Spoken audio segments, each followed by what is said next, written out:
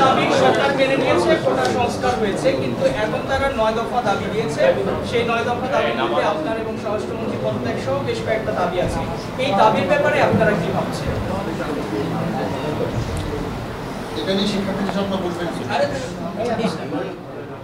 দেখুন,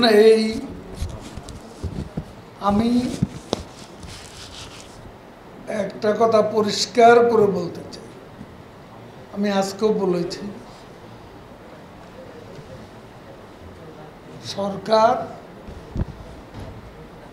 অলরেডি বিচার বিভাগীয় তদন্ত কমিশন, এতে 3 জন বিচারপতি, জাতিসংঘ সহ যেসব দেশ এই তদন্তের ব্যাপারে আগ্রহ প্রকাশ করেছে, আমরা তাদেরকেও স্বাগত জানিয়েছি। তদন্ত কাজে তারাও অংশ নিতে পারে।